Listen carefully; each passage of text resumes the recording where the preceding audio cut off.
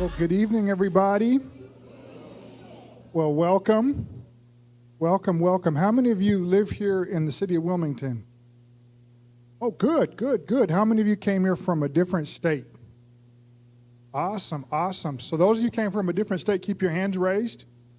So whatever you do here, if you stop at a gas station, buy a pack of gum, fill your tank up, patronize a restaurant, support our local economy. On behalf of the library staff, I'd like to welcome you to an evening with Keke Palmer. We have a wonderful moderator. Her name is Dr. Chanda Reynolds, and she's a mental health and wellness champion for people of color. She has a wonderful podcast called Paging Dr. Chanda, and she's the CEO of a nonprofit called Minds of Culture. So we thought that she would have great synergy with our esteemed guest. All of you purchased a copy of the book. We had to accommodate Ms. Palmer's schedule. She's in the area, so she's here with us before the book is actually released. So when the book is released, we'll send you an email to come pick it up. If you live out of state, we'll be more than happy to mail the book to you, so you don't have to cross state lines for a book. Though, if you're inclined, we won't prohibit you from doing that. So, without further ado, I'd like to introduce our moderator, Dr. Chanda Reynolds.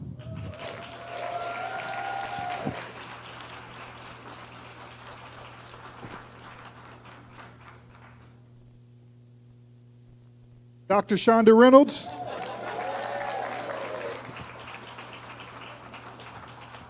All right, how y'all doing today? Awesome. Y'all look good. Y'all feeling as good as you look? Well, okay then, I guess we can start. Amen? I'm a little churchy. Amen? Oh, thank you, beloved. I appreciate you. Thank you. Okay. All right, so we're going to have an amazing time tonight, right? Listen, I can't wait to get into this conversation, but first, I love for the energy to be where it needs to be before I introduce the guest. So, can we hear some hand claps, some noise? Just a little bit more. I know we can get the energy there. Hey. Because y'all know this is Keke's first time in Delaware. We got to show her how the 302 do. We got to show her. Yes. So, ladies and gentlemen, you better buckle up because you are in for a ride. We have a true gem here in the building. She's been on our screens since she's been a kid, showing us what it truly means to be a multi-hyphenate. Whether she's singing, acting, or hosting, she dominates whatever field she's in. You've seen her run Nickelodeon, Disney, and take Hollywood by storm. Now she's raising the bar as an author, a businesswoman, and a new mama. And the gag is, y'all, she's here with us today. Y'all give it up for Miss Keke Palmer.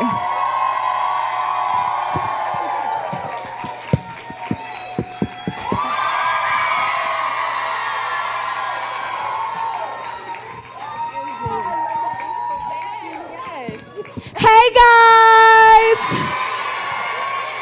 Look at that baby. Hey baby. Oh my God. How you feeling? I'm so good. It's so good to be here. This is my first time in Delaware, like Chanda was saying. I am so glad to sit here with y'all and have this conversation. So thank you for being here. Listen, I love the energy is here. I love this. We showing her how Delaware do, honey, okay? First of all, your dress. I keep talking about your dress, but and it's amazing. I keep talking about your dress. We both came in like your dress, like that Spider-Man meme. It's you. Yes, we're definitely feeling it. I told her my best friend picked mine out. She was telling me about her dress. Like, we're just going to have to swap after this is over. I'm here for that. Okay.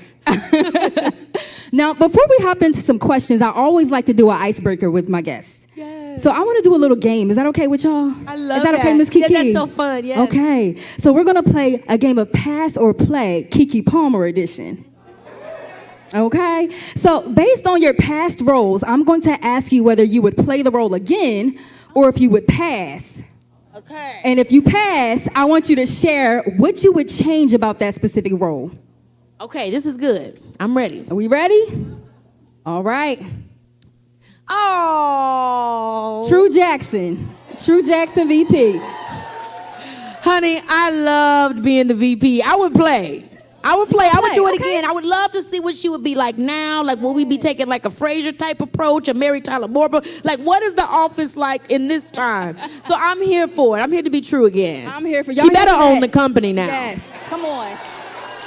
She's been working there since she was 15. She need to own it. Beloved was working hard. She was working hard. Okay. All right. This is where America fell in love with you, though. Oh. Miss Akila and the Big. How we feeling? We going to pass? So look, if I did do it again, it would have to be different. Like, I'm thinking like she would have to be the Dr. Larrabee now, right? She would have to have a group of young kids that she's teaching how to spell. And she's taking all of them to the National Spelling Bee. A little Akila and the Bee mixed with Remember the Titans or something, you know what I mean? We going. I'm here for that. I'm here for that, too. Okay. What about this one, though? Mercedes Now, wait a minute. and Hustlers. Mercedes, we not going back to the strip club, mama. You know, we got to pass on that. She got to be moving on up. You know what I mean? Okay. So she's moving on up. Yes, She's, yes. you know, she's been delivered. Okay. All right. She's been delivered. Zayday from Scream Queens. I love this show. Yes, this was a good. I would do it again. I would play this again. Where's the show going? I would be so curious to know. Because we jumped from the first season to the second season, so I would want to know what are we talking about in the third season? What is the satirical element? What's the commentary? But it was a very fun show, so I would play for sure again. Yeah. We would love this. We would love this. And how about Alice? I loved Alice. So I got to see what the storyline is. You know, I'm ready for her to keep whooping some more behind. Okay. Because at the end, how we left off in that movie, she done burnt the house down. Yes. It was very Pam Grier. So I'm ready for her to take it elsewhere, to burn some more houses down. So let's play. Come on, we're going to play I'm here it. for it. Justice. Okay, well, Wednesday in Pimp. I don't want to spoil it, but Mama at the end, so Okay. I can't play. She coming back? She's a ghost. Is there She's anything a you would ghost. change about her story? What I would change about her story, you know what? No, because it's a story that needs to be told. Her story is valid. It was definitely heavy. She went through some hard stuff, but she learned valuable lessons, and she learned a very valuable lesson in the end. So, you know, I feel like, you know, hey, we got to tell every story. Yeah. Every story deserves to be told. She had a well-rounded story. I love She that for really her. did. Yeah, you played that role. Thank Yes, you. Absolutely. Did y'all like the game? I love the game. It was very fun. Awesome. So we're going to hop into some career-related questions. Are y'all ready? So, Miss Keke, you've been in the game since childhood. Like, you've been on our screens for decades. When did you realize that you wanted to be in the entertainment industry?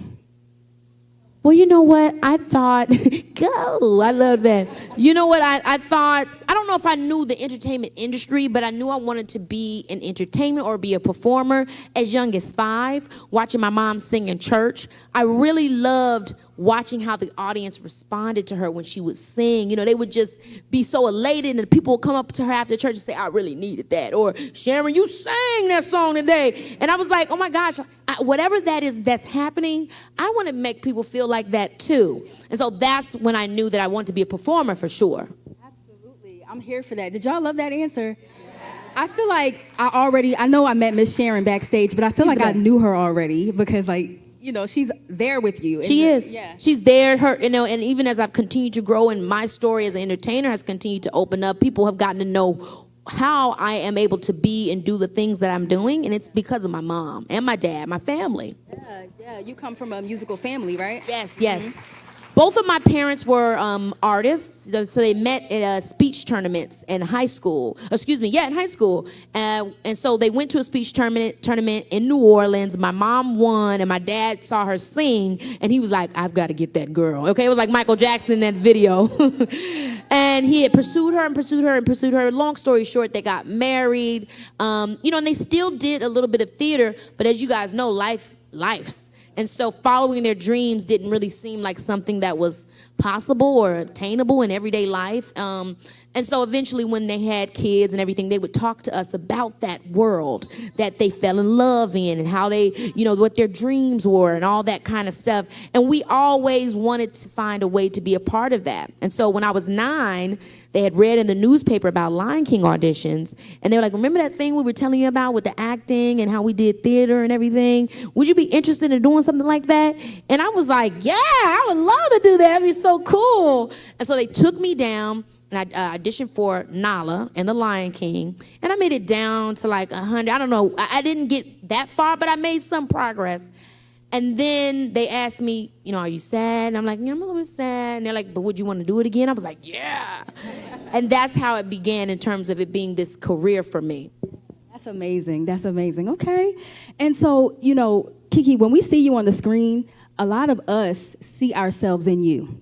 That's amazing. That's what it's about, because I am you and you are me. We the same. Yeah, for sure. For sure. So this next question is specifically for the sisters. Do I have any sisters in the room? Okay. This is for us.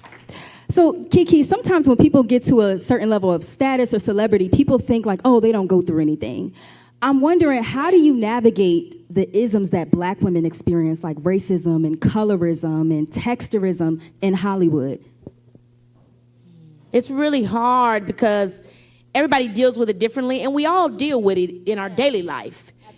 I do feel like, without totally being dismissive of what I'm experiencing, because I do discuss it with family and friends and the people that matter to me in my life, I also have to have a certain objectivity about the fact that these people don't care about me, So what good does it do to put what you think and feel about me on a personal level in the center of my life? So I think at a certain age, I shut it off.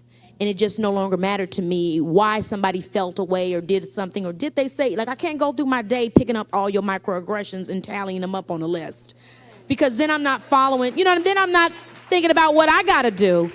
And so that's how I kind of do it. Now, if a situation gets far, then yeah, you know what to do. You know what to do. But I don't know why I went to Rick James just then. Oh my gosh. But yeah, you know what to do when it's time to say something or do something. You know what that feels like. But you do got to be careful about the way you spread your energy out. You don't want to spread yourself thin, because there's a Toni Morrison quote about that, where the real function of racism is to distract you. That's the greatest function of it. So, I try my best to navigate in that regard and stay focused on what I'm trying to do. Yeah, it is a major distraction, and sometimes it can cause us to feel like we want to conform. How do you battle that, being who you are in these spaces? Well, conformity, or, as we talk about it, there's another word for it, assimilation. Yes. A lot of those things are also forms of language, right? It's the way if I go into this corporate office, how can I make sure they know? I'm not going to say, what's good? I'm going to say, hi, sir.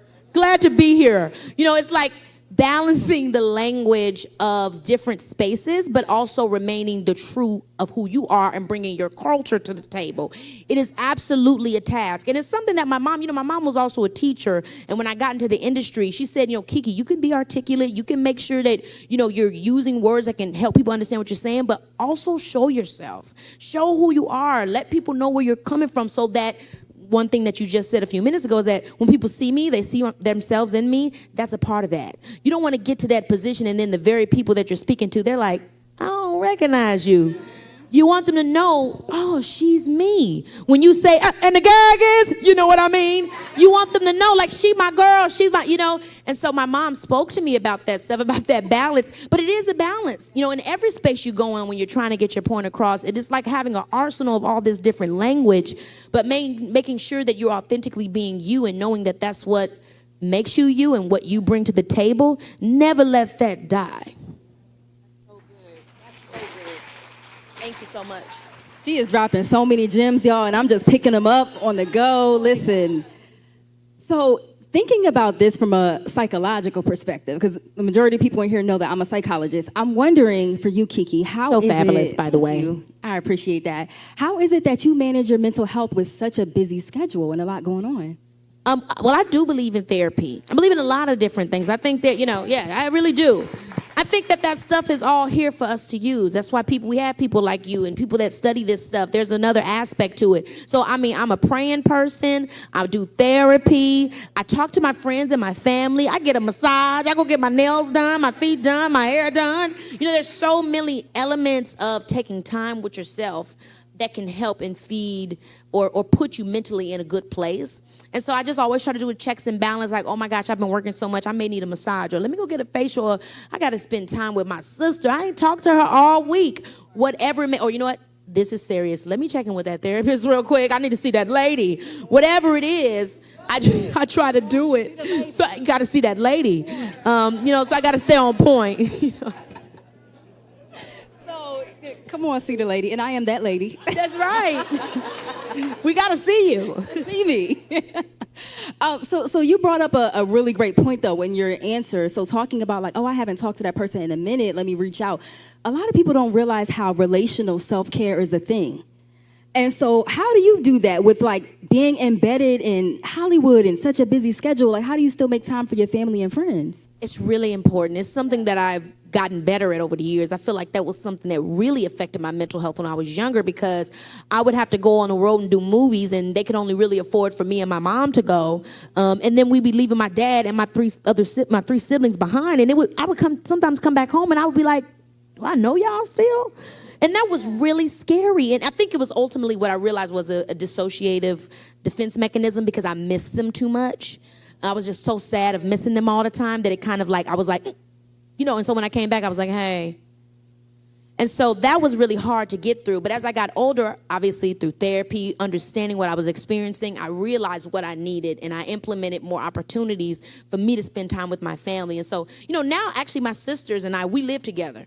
So my older sister, my younger sister, we all live together, and my older sister has 3 kids. And so our children grow up like as siblings, Wow. And so that's really, that makes me so happy, So we spend time like that, On the weekends, I always I have to really tell my team, I'm like, don't play with my weekends, y'all. I need those days to go out with my girls and have a drink. And I really do push for that, where sometimes y'all know how it is, where you're just so tired, but you just say, I need to have this cocktail hour. Let me just push. I'm fighting for my life to get out here and do this cocktail hour, but I got to do it because I have a life outside of my job. And then when you get there, you're a little tired, but then y'all get into the tea and then you're there. I'm here for it. So a lot of us need to follow in them footsteps, like making more time.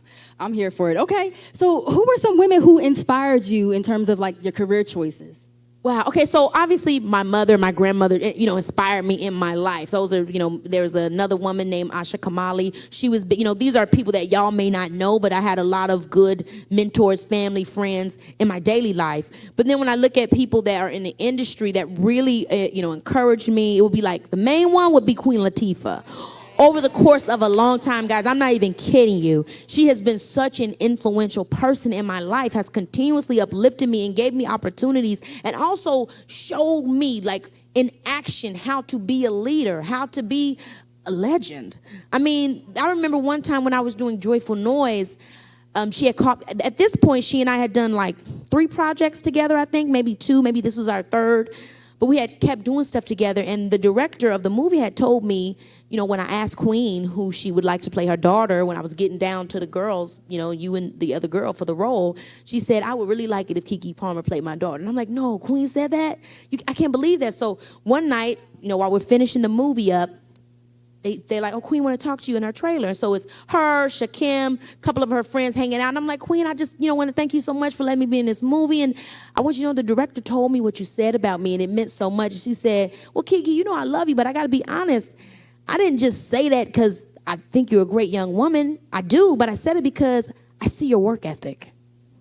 I see you out there going for it every time. Every time I turn my head, I'm like, Keke's up to something else. So I knew that in hiring you, you were going to show up and you were going to do the work. And you were going to get us out of here on time. And I'm like, that really meant a lot to me, because it's like, yeah, you cool and I live for you, girl, but you're also a professional. And that means something to people. So it doesn't, be on time, do the lines, be somebody that people can count on. And so even in those actions, how she showed me what was important, those are things that I've taken to the hills, Yeah, and that's good because I think a lot of times in our generation, we expect things to come with a quickness without putting in the work.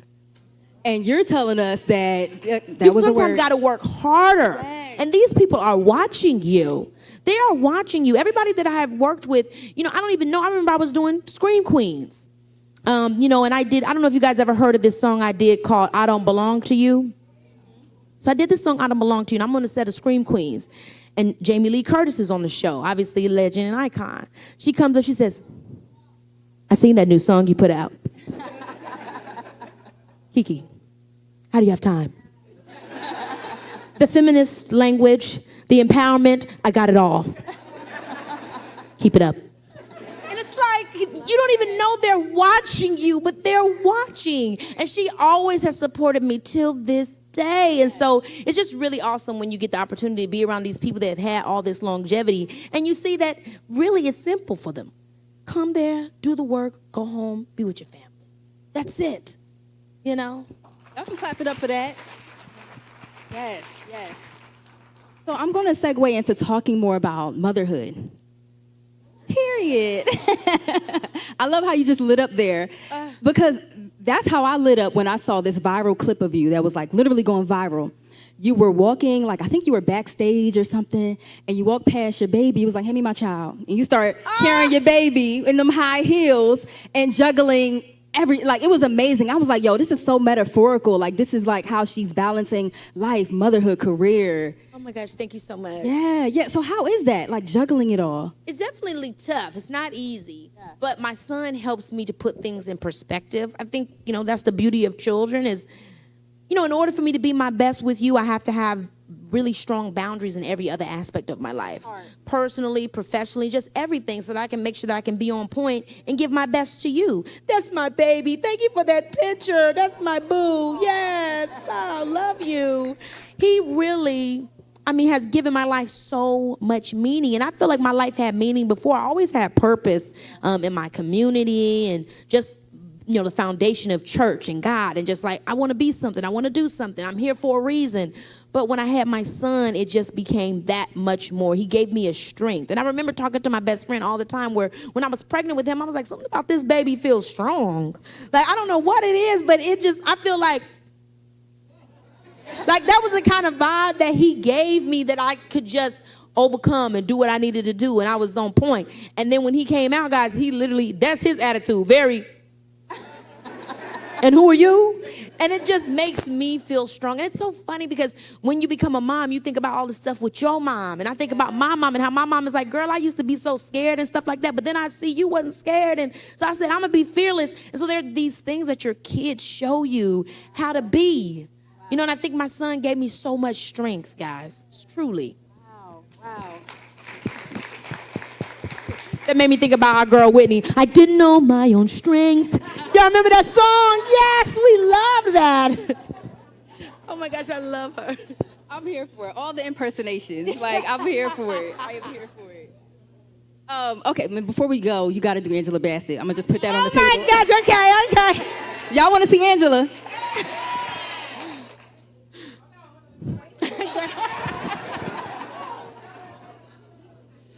The funny thing about it is that this stuff started when I was a kid because my family and I, that's what we loved to do. We loved to watch movies. And one of our favorite stories was the Michael Jackson story, The American Dream. Okay, so much so, my family packed us up in the car and we drove to California for The American Dream. That's how inspiring their story was to us. And so I used to do this scene where she find out that he cheating on her. And she goes, you a lie, and you a cheat, and I don't want you no more. Y'all give it up for Keke. Yo. I love Angela. No, that was so spot on. Listen. Thank you The so biopic. much. I love her. Come on. So, quick question about creativity and motherhood. Do I have any creatives in the building? Okay. I know that's right. Because a lot of times our creativity can be influenced by life circumstances and situations. And I'm wondering, has like parenthood influenced your creativity? I think it really has. Yeah. It's influenced. like the way I show up creatively, I think the most. From how I present, my fashion, the story I'm telling with that, the type of projects I've always been really critical about choosing, but I think even more so now, not even so much about the projects, but which aspect of my career I'm looking into the most. I think I've been doing a lot of stuff behind the scenes, a lot more business stuff as opposed to just performance and talent stuff, just seeing how to evolve out of that space also so that I can have more balanced time with my son. So I know when I'm starting and I'm finishing and I can have more of a consistent schedule. But overall, I think, the strength, the energy that I get as a mother, as a boss, as somebody that is looking at things from a wider vantage point, I do think it's inspired my work in a different way. It's allowed me to kind of be more of an observer. Come on, I'm hearing like it's like. Yeah, I know. It's just like they were like very fashionable claps. Like, I love that. It was like. Right. Very cute, very demure. Very demure, very mindful. So in addition to being a mother, you are a new author. Y'all got the book, right? Okay. Listen, Master of Me has been soaring the charts and it hasn't even come out already. Oh my gosh, Yo, no, thank you. It's on Barnes & Noble's bestseller, right? Yes. Oh my gosh. Thank you. The proof is in the pudding, seriously. Oh my gosh. So in this specific book, you're talking a lot about controlling your own narrative. Yes. And what is something that you wanted the readers to take away from that? Like, why is it important to control your own narrative? Well, my mom used to always tell me when I was a kid, never let somebody's perception of you be your perception of yourself.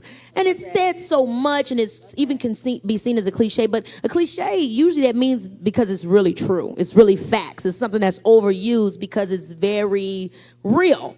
And so as I've gotten older, that's continuously become more and more true to me. And I guess what I wanted people to know in the book is that you are the author of your life. I don't care what you've gone through. The way that you perceive it is what you can either let empower you or disempower you. And other people don't have the ability to do that. You know what I mean? Like it's with anything. I don't know. It could be something small. I stubbed my toe. No, I just tripped. I mean, it could be however you want to spin it, put it. It's about how you perceive it. Other people cannot tell you what has happened to you or what you have gone through. You are the author of that story. And so that's what I mean by Master of Me. You know, my first book, I Don't Belong to You, Quiet the Noise and Find Your Voice, I put that out when I was 21, and it was about that. It was me realizing that I could quiet the chatter in my mind to really lift up the volume on my true intuitive voice. And then now at 31, it's about now I can choose what that intuitive voice is saying with intention. I have the clarity of where I'm headed, of where I'm going to go, and how I want to steer that ship. And so it's just that awareness. And so it's my way of using my stories and my journey to help hopefully encourage other people to say, it doesn't matter what you're going through. It doesn't matter what that person did. You get to decide how you feel about it. You know, reframe, redirect, and move on. That's so good. You're going to have to add preacher to your bio because you was preaching. Seriously. Oh my gosh. Well, what do they say? When one or two of us together? You better preach. Y'all know. Come on. So in your book, you also became like really candid about setting boundaries and forgiveness. Now, without telling too much to the audience, because we want y'all to read the book, what exactly do you think is important for us to know about forgiveness and boundaries in terms of living a overall better quality of life? So I feel like boundaries for me was something I really had to learn because even the kind of family that I come from and just my faith background, it can be very self-sacrificial.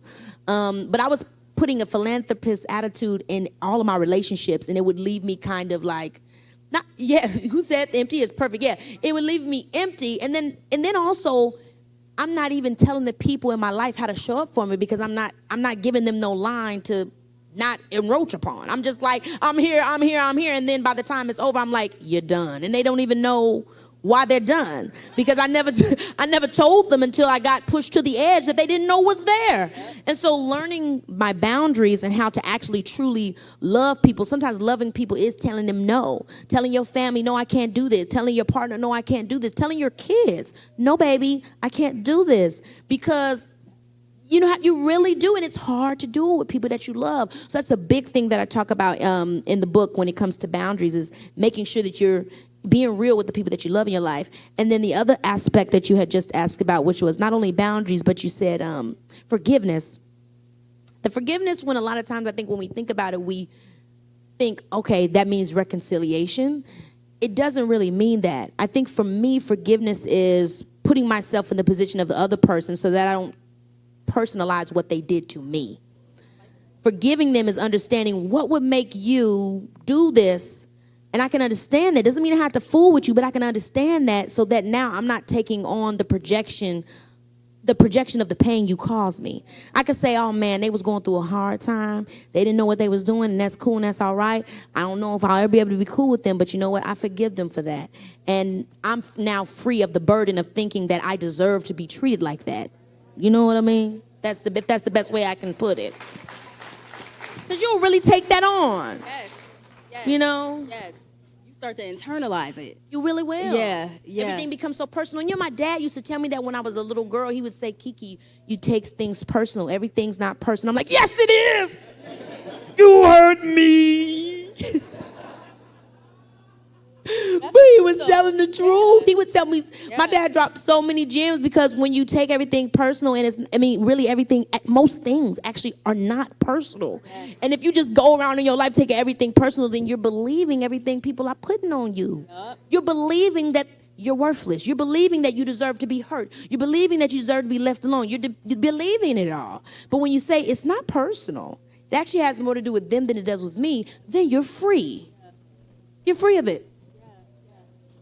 You're literally giving us the steps to freedom, like how we can free ourselves from this internalization of blaming others and being defensive all the time. Oh my gosh, I'm happy that you feel that way because that's definitely how I want to be in my life and feel in my life is free. Yes. Free of it all because I can't control it.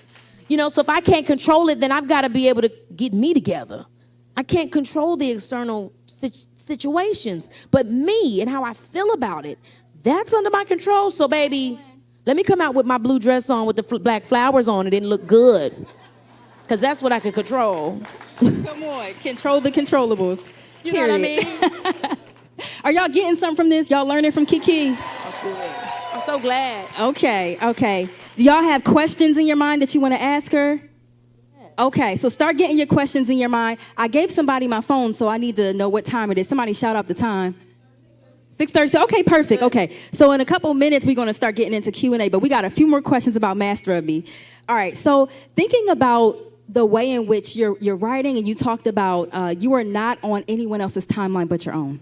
Yeah. And that's a big one for us because I feel like for our generation, we have the boxes we want to check at certain ages. Like by this age, I want to do this. By this age, I want to do that. Why is that important for you to like tell everybody else like, nah, we got to free ourselves from this timeline? Because I think it's another thing that like doesn't make you feel free enough to even enjoy the path and the journey that you're on to do and be whatever you're supposed to be. Like purpose, that word, it can be so awesome, but also it can feel like something you're trying to catch or something that you have to fulfill. I mean, in my mind, purpose can be over the course of a time, or it could be like in a minute. You know what I mean? Like, I feel like with the work that I did in Keelan and Me, if I never did another movie again, the impact of that movie has meant so much to me. You know what I mean? So we overbear ourselves with sometimes this idea of purpose, and it can make us feel like we're running out of time, but you know, for me, I think faith, which I speak about a lot in the book, is what helps me to know that, you know what, I don't have to try to, whatever that's going to happen for me, it's going to happen for me. Let me try to have fun. That makes it actually easier to come to me. And then there was something else that I wanted to say about this. Repeat the original question. It will remind me. So the timeline. So being on other people's timeline. Just being on your own. The other thing is, you're never out of time, and I always use Morgan Freeman as an example because I always knew he was old. My mama told me he was young acting. I'm like, really? She said, girl, he was acting for years, but I didn't meet him till he was in his 50s. You know what I mean? But he was acting all those years. What if Morgan was at 30 like, nah, it ain't happening quick enough? We would have never got Lean on Me, Remember the Titans. Remember the Titans, wrong actor. You know what I'm talking about. Tried to get me messed up. I know y'all was like, remember the time? All Morgan's movies down. But, you know, my point is that a lot of times when you meet somebody where they're at, if they had stopped because that wasn't the age, or it was supposed to happen sooner. It would have never happened. So we can't do this whole age thing, and this is the timeline. And I get it, as a woman, you're thinking about kids, and that also can play a part sometimes. My family, do I get married? I always say, follow your heart. Follow what's true to you, and everything will work out. That, following that gut, you can never go wrong. Yes, that's so good. That's so good. Because, Keke, while you were talking, like, thinking about other people's timelines and, like, I got to do this, what's next? I got to achieve this or that or whatever. A lot of times that comes from not being in a place of being content with where you are now. Yeah, that's true, too. And, like, it sounds like you kind of, like, outlined that. Like, how can we kind of be in the space to where we're accepting of it and also kind of progressing to the next thing? Yeah, I think it's coming from a place of gratitude. And really, honestly, comparison, we hear it again, it's another cliche, but it's true, is the thief of joy. It really is, guys. And it's unfair because that person didn't even start where you started. So how can you compare yourself to them when y'all had two different beginning points? And y'all had two different lives and two different perspectives. You know what I mean? So I remember my dad, I was having another conversation with him, and he just randomly called me. He was like, Keke, I just want you to know that the only person you should ever compare yourself to is yourself. Because think about it. Oh, go ahead. Yes, clap for my dad. He's so wise. My dad is a great man. And he said, I remember the little girl from Robbins, Illinois. And I don't think she ever thought she would be where you are now. So as far as I'm concerned, you're a success. And that's what we have to remember, guys. Like, we are a success, not based off of what somebody else is, but based off of us being just simply better than we was yesterday. That's a success. And so that's honestly, if you're putting it into like one word, that's just that's the work of gratitude. Having gratitude for where you are will always help you to put things in perspective in terms of where you think you should be. See, this is why we need the book. Like, we can't wait till November 19th. Like, we need it now. OMG, well, good thing I got him. I'm just kidding, I don't have him. She just set it up like that. I felt like I had to go, you get a book, you get a book, you get a book, you get a book. Oh my God. You sure you're not a comedian too? Should we add that to the list of things that she does? We gotta laugh. We gotta laugh. I can see that for you too, like a special, like it. Girl, that would be too much fun. Yes. Yes, very silly. I love it though. I love it. So in your book, you also talked about unconditional love and worthiness. Right? And so these two concepts, I'm wondering, why is it important for readers to know this in order to master themselves? Well, and I talk about this too in the book, that for me, it comes from a faith point of view. And I think also in terms of how I realize that relationships, in my opinion, should have conditions in life, because I already have unconditional love from God, and God has the unconditional love from me. So everything else, like, get it together, boo. Because no. And that was something I had to learn. You know what I mean? Seriously. That was something that I had to learn. And so I think the unconditional love for self and that relationship with God, the stronger that is, the more that you feel grounded in that, the easier it becomes to have the proper limits on what you will accept and not accept in your life. Because you're not looking for somebody to fill that cup. You're not looking for that love externally. You're having it from within. And so when you're solid in that, and then honestly, it always goes in and out. Life is always, and then it's like, whoo, G-O-D, it's been a minute. Let me get back linked up because I've been out here tripping. You can always get back in it, you know what I mean? But when we do for me, this is, and the book is about how I've mastered me. I can't tell other people. And I think it's so big because a lot of people don't know how they feel spiritually. They've had a hard time. The church did them wrong. Their mama judged them. And you know what I mean? It's hurtful a lot of times. But to me, it's really about a personal relationship, that lets you know that I'm good regardless. And I'm never truly alone. And so knowing that and reminding myself that I have that and that I'm worthy regardless of what's happening outwardly, it helps me to navigate what is a very lonely place most of the time. And I love how you're... yes. It sounds like healing is happening in the room right now as we're talking about it. And that's why I love to speak about this kinds of stuff and speak about hardship. A lot of times nobody wants to speak about it, but the truth is, and this is what I think is the grace of God, is like, we alone, but we alone all together. You know what I mean? That's some crazy stuff, ain't it? Like, we all alone on the lowest of keys, but we all in the room here alone together. And that's the community. That's the beauty of community. That's why, for me, growing up with my family and having that sense of community, that always helped us. Because it is hard. But when you look over to your brother or your sister and you say, I'm having it hard too, then you feel you have a sense of perspective that, you know what? I'm not alone in this hardship. Everybody's dealing with it. Everybody got a monkey on their back, whatever it is. You know what I mean? We're all dealing with it, and it helps you to know that I can get through. And so with everything I do, whether it's a movie and you're watching Akilah and Nabi, we're all in there together, or we're here, we're talking about the book, or even the book when you're reading the book or listening to the audio book, I'm hoping that it creates a sense of community. You know, where you can say, oh, Keke too, and then you can say, did you get the book? Because, oh, yeah, me too. Well, let's talk about it. Now 3 of y'all together talking about it. 4 of y'all together, or a room of y'all. You know, that's, to me, that's the purpose of what I put in my artistry and my work, is to say, we here together, and it's tough, but let's try to create a moment of enjoyment, entertainment, paradise while we're here, if we can. Yeah. And you being, y'all can clap it up. You being transparent in your walk in this and like just figuring it out, it allows other people, even in this room, to feel validated. Like I feel seen by the words that Keke is expressing. So we definitely appreciate you for that. That means the world to me. It truly does. Thank you so much. It really does. Yeah.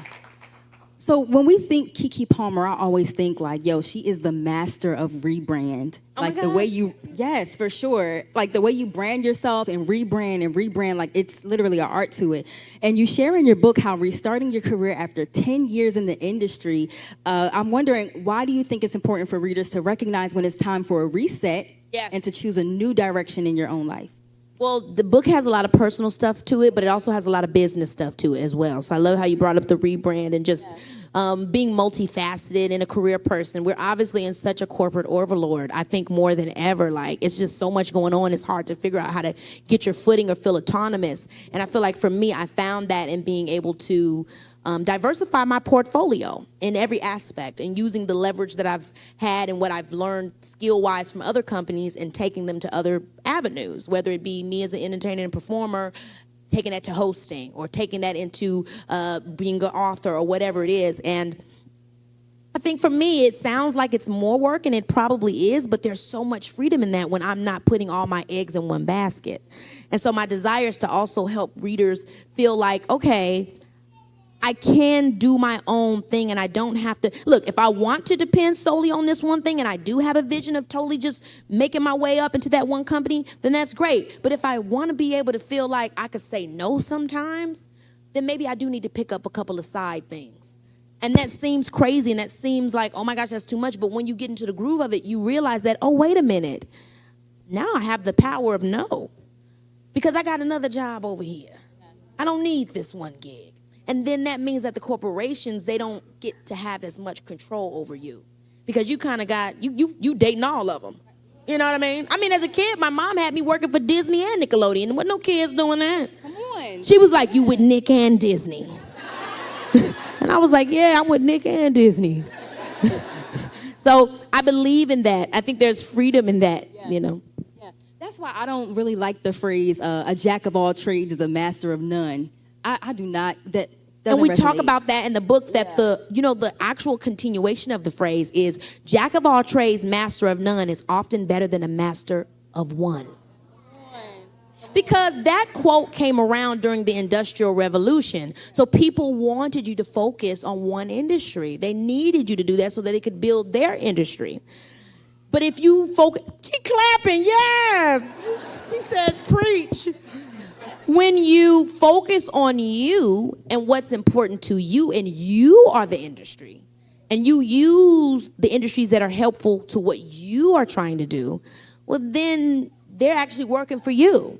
You know, if you look at the businesses that you work with as trade schools, well, actually, I'll take this job. The money is okay, but I'll be able to put that skill on my portfolio and go over here to these other people and let them know that now I know how to do X, Y, and Z. And they actually paid me to learn that skill. So the gag's on you. Okay? Like that really helps you. It helps you feel better, because otherwise you're going to be looking at it like, I'm getting paid little. I don't want this. This doesn't feel like it's intentional. I don't have clarity on where I'm taking it. But when you think about it from the fact of they're actually paying me to learn a skill that I can use for other stuff. Oh, well, we going up from this. Only up from here. And Keke, Thank you. yeah. What they said all the All the way way up? up. I heard that in the back. That gave me life. All the way up. What is one overall lesson that you want the viewers and the readers to take away from this book? The overall thing I think that I want to say, I guess, with the book is just like,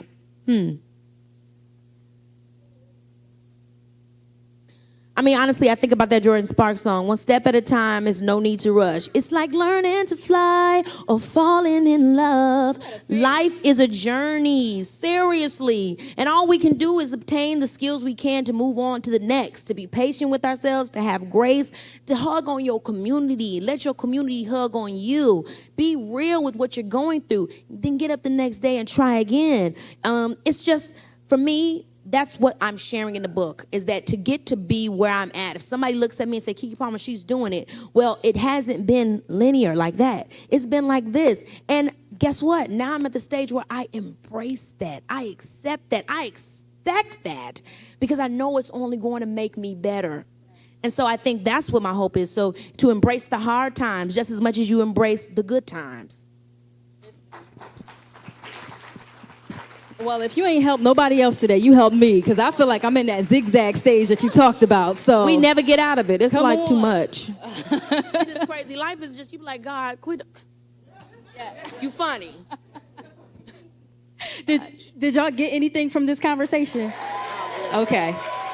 I'm here for it. Because y'all had the energy high the whole time. They really did. Yes. It's been amazing. I love it.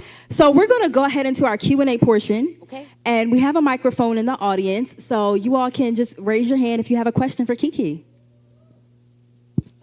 $50 a question. If you were going to do a vision board, what a couple of things would you have on your vision board for the next 3 to 5 years? Oh, that is such a great question. I like that. So on a vision board, and when we think vision board, like things that I want to do in the future, like, you know, what I would manifest for myself, correct?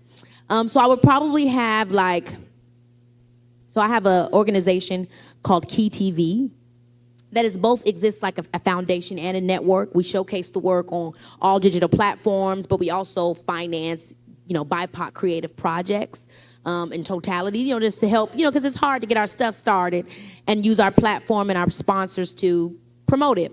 So I would love to be able to have a festival with Key TV. You know, I would love to have a festival where we can showcase more of the work. I would love to have more partners to help us bring more classes to some of the people that want to learn different things to do in the industry, from being a costumer to being a director of photography, a prop master, all the jobs that are not as popularized.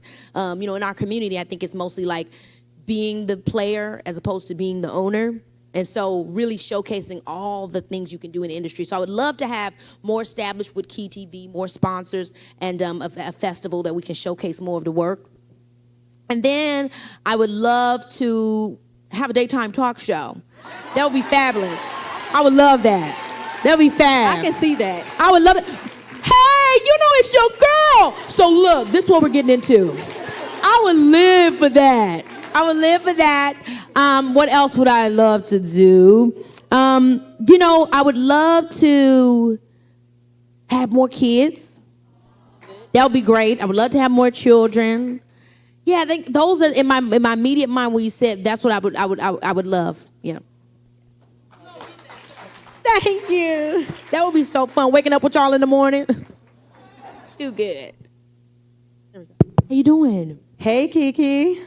Do you mind if I get close a little? Yes, Is that okay? I don't mind at all. Yeah. Okay, so my name is Yadi, and I'm here with my team, actually, One Village Alliance, and Woo! we have an event coming up this Saturday, Girls Can Do Anything.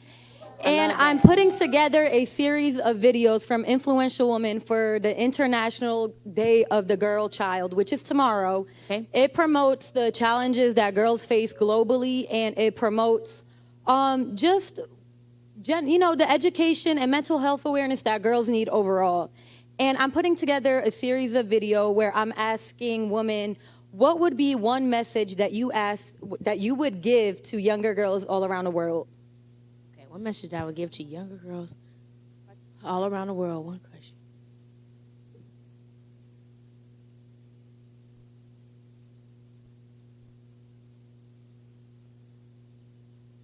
Right, I'm like, that's a loaded one. You gotta be right.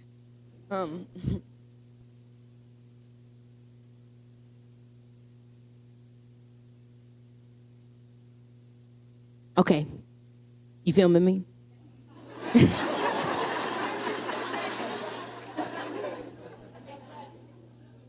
Okay, I would say you already got everything you need, just let it come out. I like that. You said what? Free Palestine. Amen. Yes, amen. Hi.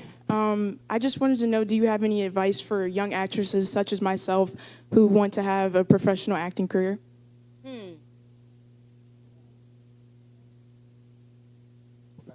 This one is so tough because there's so many different entry points of the industry. Like when I was a kid, there was really no internet or digital stuff. And then, I mean, we had internet, but it wasn't like Instagram and Facebook. You know what I'm saying? I don't even think MySpace had started yet. So I had to do it the traditional way, finding an agent. You know what I mean? And I can give you tips on finding an agent. Is someone shouldn't be asking you for money right off top. They should get a percentage. A typical percentage would be somewhere between 5 to 10% of the money they help you make.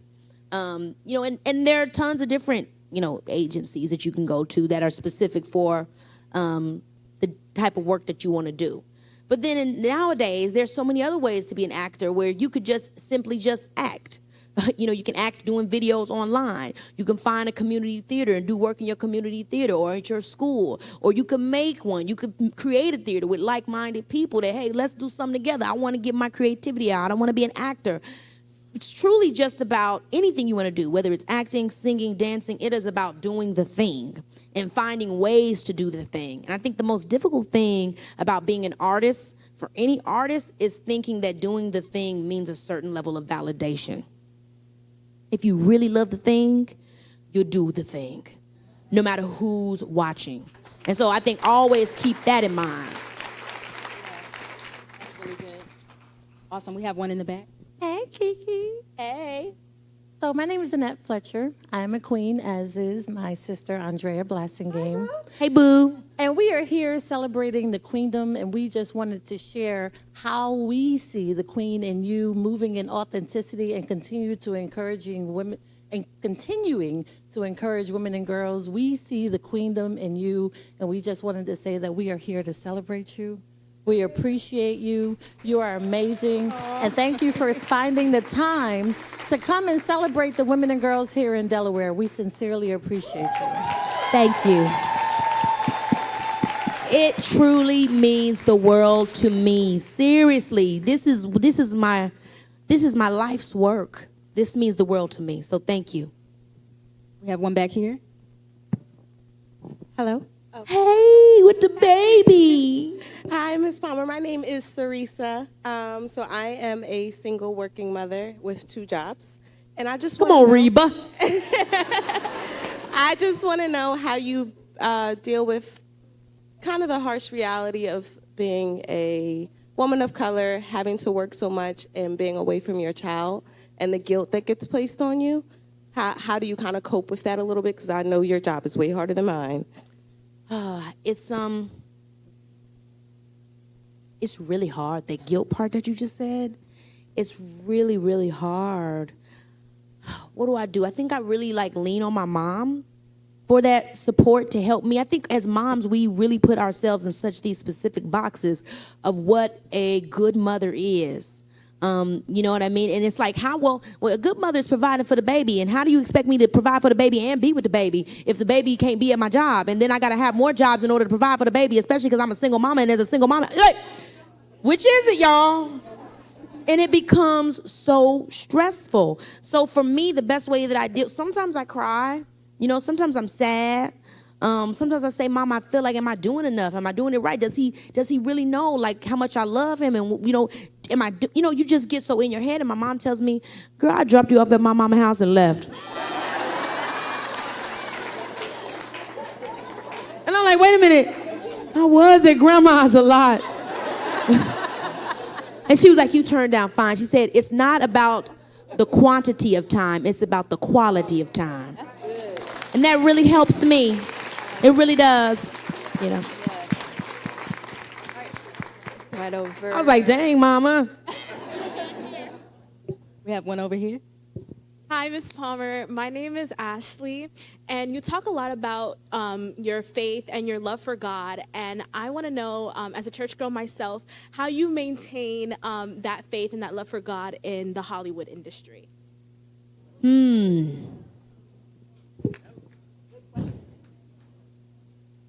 Well, you know,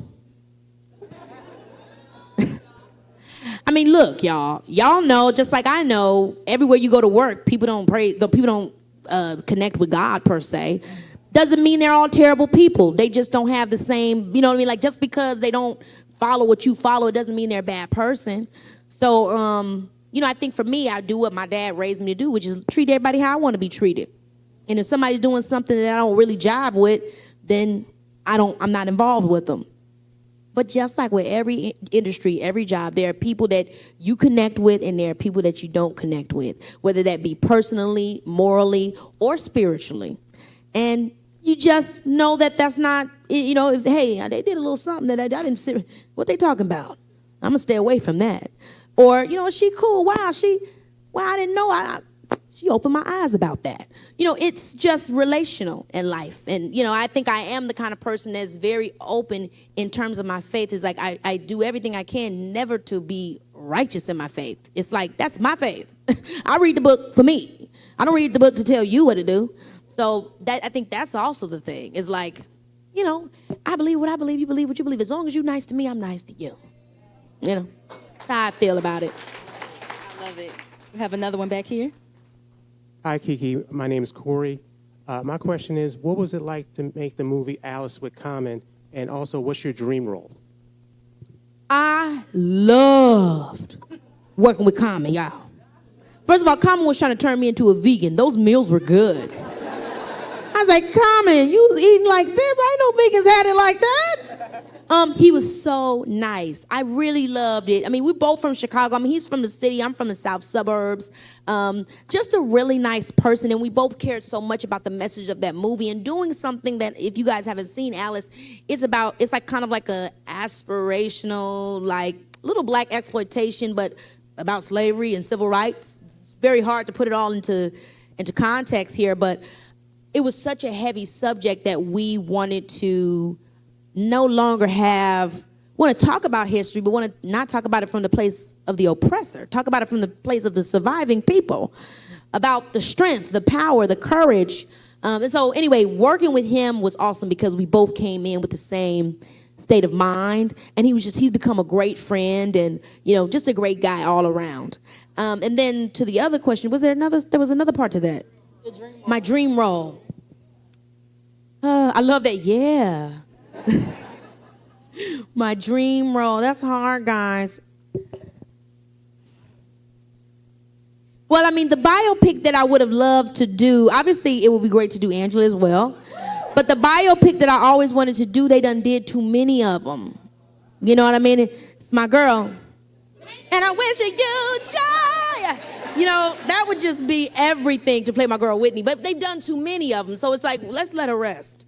Because, like, how many more wigs we going to put on? That's too much. You know what I mean? We done seen too many iterations, y'all. It's like, give me a break. So, but her story, if I thought about a biopic. Other than that, I mean, I don't know. You know, I would just, any role that is impactful, good storytelling, can take people on a journey, I would love to do. All right, one more. I just wanted to move back to faith really quick and ask you if your faith is something that gave you the courage to do roles like hosting HBO's Legendary or Pimp, because, you know, that part of our community gets shut down a lot, and It's so true, and 100%, it definitely is. I think the thing about it is what I was saying to the other young lady, is that the God I know loves everybody. I don't know the God that don't love everybody. That's not the God I know. So for me, I mean, the pimp character, that's my cousin Natalie. She was there with us Easter Sunday, Christmas, church. I mean, that's my family. And I love her. You know what I'm saying? So I don't really like all that. You know what I mean? I feel like, God's love is inclusive. He created us all. He knows all our journeys. He knows where we're going, where we're going to be. And so for me, yes, when I look at legendary or pimp or anything that is apparently off or not what it's supposed to be in God's eyes to some people, to me, that is a part of my work, to tell those stories and hopefully open people's hearts to see things differently, I love it. I love it. Amen. I think that was our last question. Yeah, okay. So we are out of time, y'all. Did y'all enjoy Keke? Thank you, guys. Yes, let's stand up. Thank She you, did guys. her thing. I really, really appreciate you guys all being here. It's a wonderful introduction to Delaware. Such beautiful people, all of you here tonight. Thank you for listening, and hopefully you're interested in the book. I love you guys too, but I have enjoyed this time. I truly have. I truly have. You did an amazing job. Thank you for coming to Little Old Delaware. I want to see her back. Y'all want her to come back? Right there. Can we get a group photo with the audience?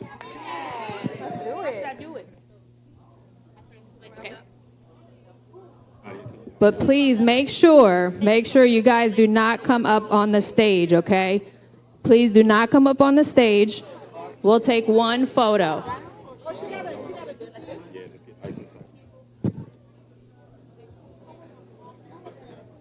All right, ready? Oh no, I'm stuck. Yes, we're gonna do a countdown. Excuse me. So if you're ready, get in there. 3, 2, 1. Woo! Beautiful. Thank you all for coming out. We hope you all have a wonderful night.